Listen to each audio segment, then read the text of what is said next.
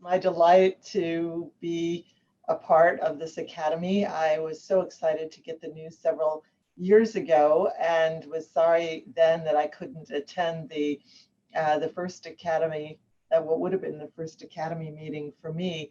And just am delighted to be here today. What an honor amongst all of you.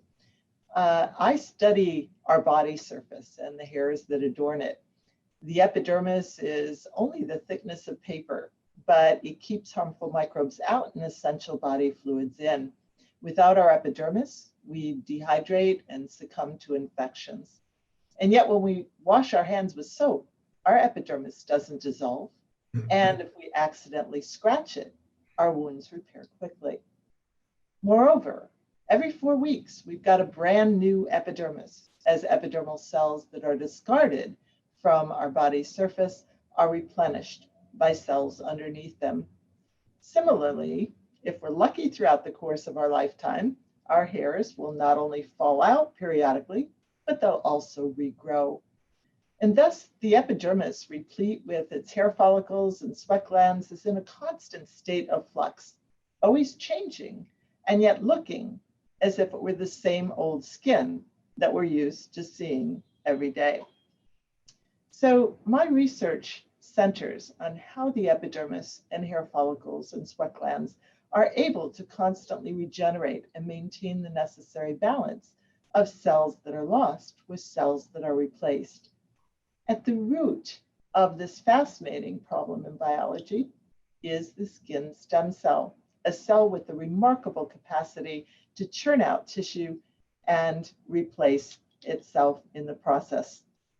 So by studying the skin stem cells, we've learned a great deal about how our body repairs itself after injury. Our basic science approaches have guided us in learning what happens when these functions go haywire in different human disorders of the skin, ranging from human blistering skin diseases to inflammatory skin disorders to cancer.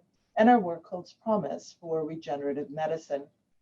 So when I first started as an assistant professor at the University of Chicago back in 1980, I had just come from MIT, where I trained under a professor who had discovered how to grow human epidermal stem cells in culture.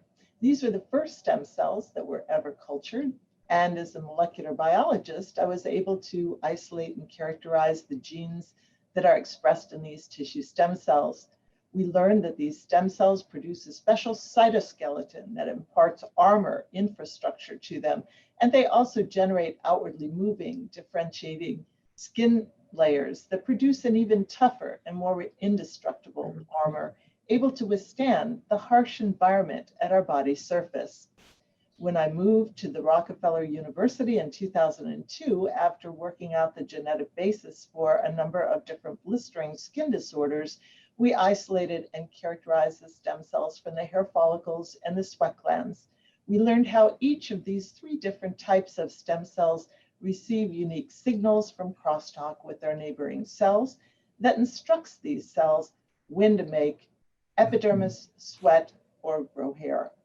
We learned that these stem cells then are able to sense and repair wounds, and we studied how they do it. So finally, tissue stem cells are long-lived, and over time they can accumulate mutations that ultimately will lead to cancers.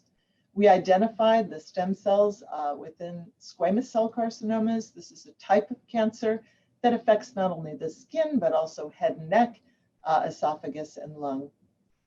Cancer treatments often make people sick because they harm not only the cancerous tissue, but also normal tissue.